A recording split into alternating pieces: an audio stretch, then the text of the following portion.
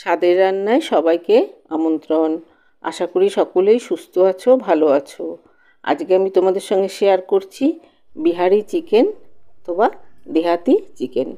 এই বিহারি চিকেন বানানোর জন্য প্রথমেই আমি মাংসগুলোকে ভালো করে ধুয়ে জলটাকে চিপে একটা বাটির মধ্যে রেখে দিয়েছি। এবার কড়াইতে দিয়ে দিয়েছি বেশ খানিকটা পরিমাণ সর্ষের তেল। রান্নাটা সর্ষের তেলেই করব। এরপর চিকেনগুলোকে এর মধ্যে দিয়ে দিচ্ছি। চিকেনগুলোকে এর মধ্যে দিয়ে ভেজে নেব। এখানে চিকেন কোনো ম্যারিনেশনের দরকার নেই। চিকেনটাকে শুধু ধুয়ে তেলের মধ্যে এইভাবে একটু সতে করে নিতে হবে। খুব বেশি ভাজা করার দরকার নেই। যখন চিকেনের কালারটা একটু চেঞ্জ হয়ে আসবে, দেখতেই পাচ্ছ চিকেনটা আস্তে আস্তে একটু সাদা সাদা হয়ে আসছে। এইভাবে যখন চিকেনটার থেকে একটু জল বেরিয়ে যাবে, সেই অবস্থাতেই চিকেনগুলোকে তুলে নিতে হবে। সব চিকেনগুলোকে তুলে একটা বাটির মধ্যে নিয়ে নিচ্ছি। চিকেনটা তুলে নেওয়ার পর এর মধ্যে যে অবশিষ্ট তেলটা থাকবে তাতেই এই দেহাতি চিকেন তৈরি করতে হয়। চিকেন ভাজা তেলের মধ্যে পেঁয়াজটাকে ভেজে নিতে হবে। মাংসগুলোকে তুলে নিয়েছি। এবার ওই একই তেলের মধ্যে ফোড়নে দিয়ে দিচ্ছি তেজপাতা, ফাটিয়ে নেওয়া এলাচ, দারচিনি, লবঙ্গ, গোলমরিচ, গোটা জিরে। এর মধ্যে একটা বড় এলাচও দেওয়া যেতে পারে। 2 সেকেন্ড সময় ধরে ফোড়নটাকে ভালো করে ভেজে নিয়ে এরপর এতে দিয়ে দিচ্ছি স্লাইস করে কেটে রাখা পেঁয়াজ। এখানে 3টে বড় সাইজের পেঁয়াজকে আমি স্লাইস করে কেটে রেখেছিলাম, সেটা এর মধ্যে দিয়ে দিচ্ছি। 750 গ্রাম চিকেনের জন্য 250 থেকে 300 গ্রাম পেঁয়াজ এখানে দিতে হবে। দিয়ে দিলাম 2টো গোটা রসুন। এই বিহারি চিকেনে গোটা রসুন ব্যবহার করতেই হবে। আমি একটু কম দিয়েছি, তোমরা বেশিও দিতে পারো। এরপরেতে দিয়ে দিচ্ছি 10-12 কোয়া খোসা ছাড়ানো রসুন। এরপর দিয়ে দিচ্ছি 1 চামচ আদা আর কাঁচা লঙ্কার পেস্ট। একটা দরদরে পেস্ট তৈরি করে রেখেছিলাম, সেটাই এর মধ্যে দিয়ে দিলাম। এই বিহারি চিকেনে সবসময় গোটা মশলাই ব্যবহার করা হয়। আমি রসুনের পরিমাণটা কম দিয়েছি। বিহারি চিকেনে রসুনের পরিমাণটা আরও বেশি করে দেওয়া হয়। তোমরা চাইলে আরও গোটা রসুন এখানে দিয়ে দিতে পারো। মশলাটাকে খুব ভালো করে এবার ভেজে নিতে হবে। এবারেতে দিয়ে দিচ্ছি 1 চামচ হলুদের গুঁড়ো। এরপর দিয়ে দেব 1 চামচ ধনে গুঁড়ো। এখানে কোনো জিরের গুঁড়োর ব্যবহার হবে না। 1 চামচ ধনে গুঁড়ো দিয়ে দিলাম। 1 চামচ লঙ্কার গুঁড়ো। আমরা যে লঙ্কাটা সবসময় খেয়ে থাকি সেই লঙ্কার গুঁড়ো 1 চামচ। আর দিয়ে দিলাম 1 চামচ কাশ্মীরি রেড চিলি পাউডার। এবার মশলাগুলোকে একটু জল দিয়ে দিয়ে কষাতে হবে। যেহেতু গুঁড়ো মশলা ব্যবহার করেছি, মশলাটা তলায় লেগে যেতে পারে, সেই জন্য সামান্য জল দিয়ে দিয়ে মশলাটাকে ভালো করে কষিয়ে নিতে হবে।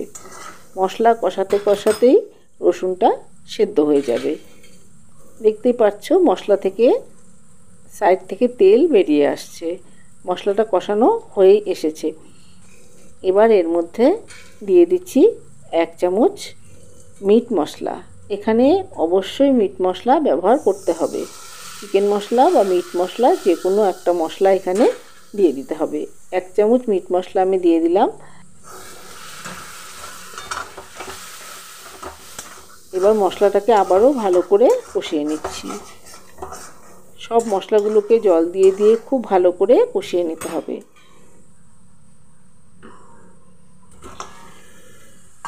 মশলা কষানো হয়ে গেলে এতে দিয়ে দিলাম ভেজে রাখা চিকেনের টুকরোগুলো।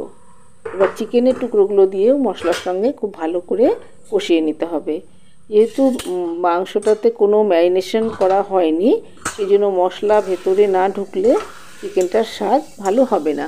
সেই জন্য একটু হাতে সময় নিয়ে মিডিয়াম টু লো ফ্লেমে মশলার সঙ্গে চিকেনটাকে খুব ভালো করে কষিয়ে নিতে হবে। মশলার সঙ্গে চিকেনটা খুব ভালো করে কষিয়ে নিচ্ছি। দেখতেই পাচ্ছ একটু সময় নিয়ে মিডিয়াম টু লো ফ্লেমে মশলাটাকে ভালো করে চিকেনের সঙ্গে কষাতে হবে।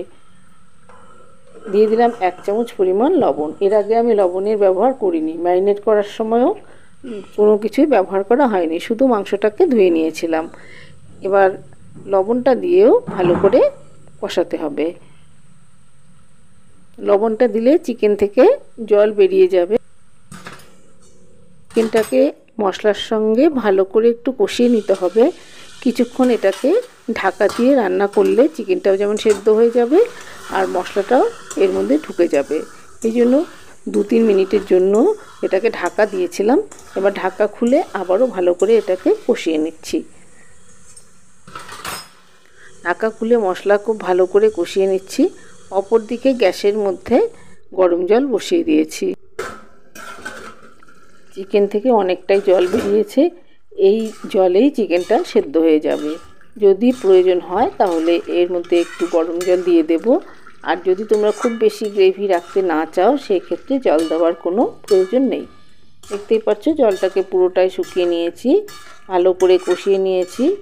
এরপর এতে দিয়ে দিচ্ছি 1 চামচ গরম মশলার গুঁড়ো। গরম মশলার গুঁড়ো দিয়ে আবারও এটাকে ভালো করে মিশিয়ে দিতে হবে।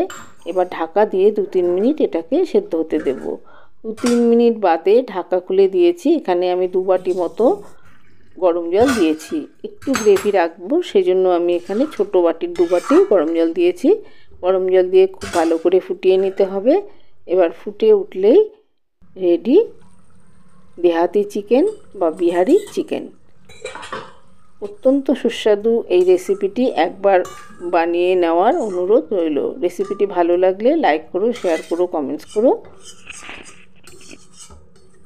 নতুন বন্ধুদের বলছি, ভিডিওটি পছন্দ হলে একটা লাইক করো, শেয়ার করো, কমেন্টস করো আর একটা সাবস্ক্রাইব করে দিও। তাহলে আমার পরবর্তী ভিডিওর নোটিফিকেশান সবার আগে তোমাদের কাছে পৌঁছে যাবে। সবাই সুস্থ থেকো, ভালো থেকো। আগামী পর্বে আবার কোনো নতুন রেসিপি নিয়ে হাজির হয়ে যাব। এবার চিকেনটাকে নামিয়ে নেব। এটা ভাত, রুটি, পরোটা, ফ্রায়েড রাইস যে কোনো কিছুর সঙ্গেই খেতে অসাধারণ লাগে।